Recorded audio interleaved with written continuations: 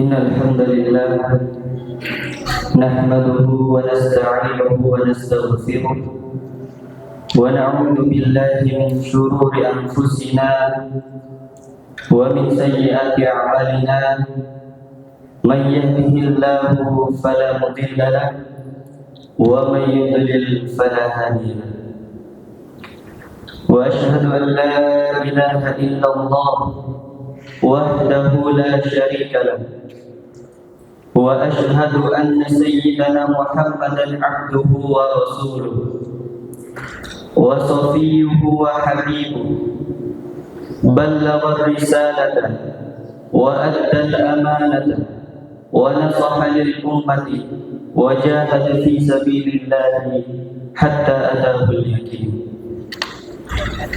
يا أيها الذين آمنوا اتقوا الله حق تقاته ولا تموتن إلا وأنتم مسلمون. يا أيها الناس اتقوا ربكم الذي خلقكم من نفس واحدة وخلق منها زوجها وبث منهما رجالا كثيرا ونساء واتقوا الله الذي تساءلون به والأرحام إن الله كان عليكم رقيبا. Segala puji bagi Allah yang telah memberikan banyak kenikmatan kepada kita semua, baik itu nikmat iman, nikmat Islam, nikmat sehat dan nikmat sempat, sehingga kita bisa menghadiri salat Jumat ini dalam keadaan sehat walafiat. Tak lupa salawat serta salam semoga tetap tercurahkan kepada Nabiullah Muhammad sallallahu alaihi wasallam.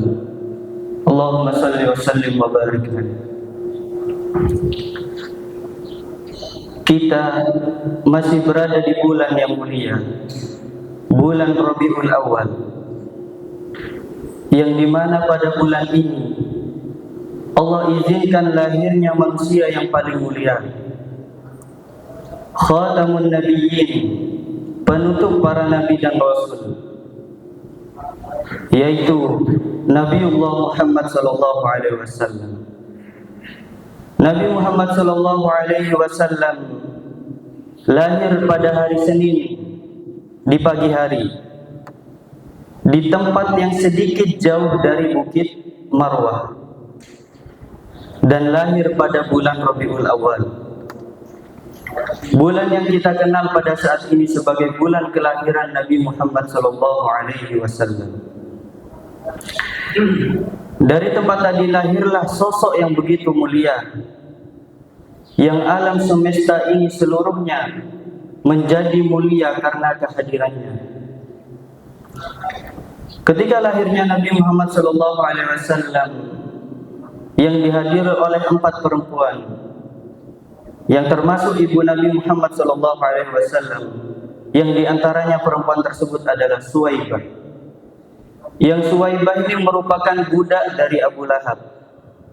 Kenapa dinamakan Abu Lahab? Karena saking putihnya orang tersebut. Dan di antara perempuan yang lain adalah Ummu Aiman, yang merupakan budak Abdullah, yaitu budaknya ayah Nabi sallallahu alaihi wasallam. Kemudian perempuan yang terakhir yang hadir saat Nabi lahir adalah ibu dari Abdurrahman bin Auf, yang kemudian Abdurrahman ini menjadi sahabat karib dari Nabi sallallahu alaihi wasallam, di mana Nabi sallallahu alaihi wasallam pernah sholat di belakangnya. Dikatakan inna likulli nabiyyin hawariyan yusalli wara'ahu.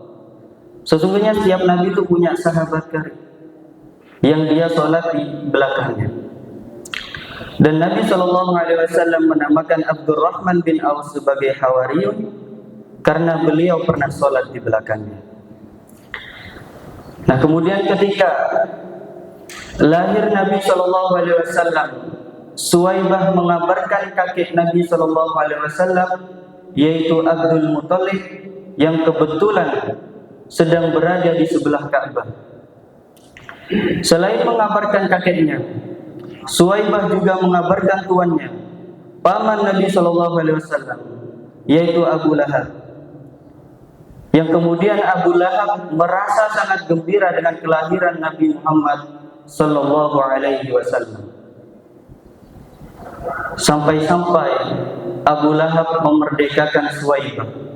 Abu Lahab memerdekakan budaknya saking bahagianya atas kelahiran keponakannya.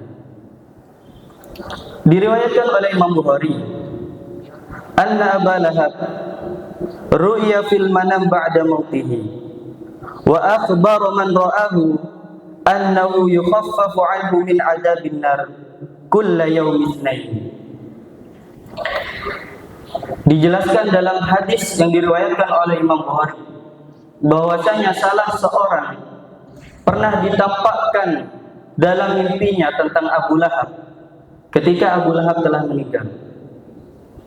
Dia berkata bahwa ia melihat di dalam mimpinya Abu Lahab diringankan siksanya setiap hari Senin disebabkan oleh kegembiraannya, oleh bahagianya atas kelahiran Nabiullah Muhammad sallallahu alaihi wasallam. Ketika Abu Lahab saja yang tidak beriman kepada Nabi berhak berbahagia atas kelahirannya, bagaimana dengan kita selaku umatnya? Kita jauh lebih berhak berbahagia atas kelahiran Nabiullah Muhammad sallallahu alaihi wasallam. Kemudian Nabi sallallahu alaihi wasallam datang kepada kita dengan membawa akhlak yang begitu mulia. Beliau lahir di hari Senin di pagi hari, yang ketika beliau ditanya, "Kenapa engkau berpuasa di setiap hari Senin ya Rasulullah?" Kemudian Rasulullah menjawab, "Sesungguhnya hari ini, yaitu hari Senin, adalah hari kelahiranku." Seolah Nabi SAW ingin bersyukur kepada Tuhannya dengan berpuasa di setiap hari Senin. Dan hari ini, kata Nabi, yaitu hari Senin, aku berharap pada hari ini, pada hari Senin, aku akan bertemu dengan Tuhanku. Maka akhirnya Nabiullah Muhammad SAW wafat pada hari Senin sebagaimana yang beliau inginkan. Karena doa Nabi, keinginan Nabi pasti dijabah oleh Allah Subhanahu wa taala. Kemudian Nabi SAW datang sebagai rahmat, sebagaimana firman Allah taala, "Wa ma arsalnaka illa rahmatan lil alamin."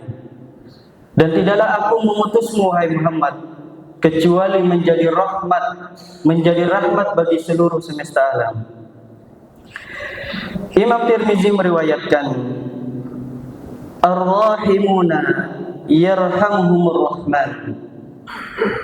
Orang yang berkasih sayang, orang yang memberikan kasih sayang, maka dia akan disayangi oleh Zat yang Maha Pengasih, yaitu Allah Subhanahu wa taala. Irhamu man fil ardi yarhamukum man fis sama. Maka berkasih sayanglah sesama kalian, maka kasih sayangilah apa-apa yang ada di bumi, maka penduduk langit akan menyayangi kalian. Jadi kita diperintahkan untuk selalu memberikan kasih sayang antar sesama. Bahkan Nabi SAW memerintahkan kita untuk memberikan kasih sayang kepada binatang. Sebagaimana hadis yang diriwayatkan oleh Imam Bukhari, "Ghufira limra'atin mumisah." Diampuni seorang perempuan pezina. "Marrat bikalbin ala ra'si rakin." Yang di saat perempuan itu berjalan, dia melihat seekor anjing di tepi atau di pinggir sumur. "Yalhatu kada yuqtalahu al-'atshu." Yang anjing tersebut hampir mati disebabkan oleh kehausan. "Fanaza'at khaffu." Kemudian perempuan tersebut melepaskan sepatunya. "Fa'awsaqathu bithimariha." kemudian mengikatkan kerudungnya kepada sepatu tadi. Fanaza'at lahu minal ma' faghufira laha bidzalik. Kemudian perempuan tadi mengambilkan air dengan sepatu dan hijabnya tadi untuk seekor anjing, yang kemudian perempuan tersebut diampuni sebab hal tersebut. Seorang wanita berzina diampuni dosa-dosanya karena ia mengambilkan air untuk seekor anjing dengan sepatu yang diikatnya dengan kerudungnya. Seorang pezina yang banyak dosa diampuni karena memberikan kasih sayang kepada anjing, memberikan kasih sayang kepada makhluk. Bagaimana kalau kita memberikan kasih sayang kita kepada sesama manusia? Maka muncullah kaidah umum dari Allah Subhanahu wa taala, innal hasanat yudhibna sayyi'at. Sesungguhnya kebaikan itu menghapuskan keburukan. Selain itu Nabiullah Muhammad SAW pernah menyampaikan, laisal mu'min alladhi yashba'u wa jarahu ja'ihun ila janbi.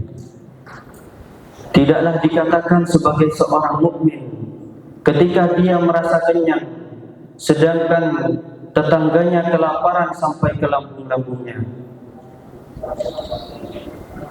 Hadis ini diriwayatkan oleh Imam Bukhari dalam Adabul Mufrad.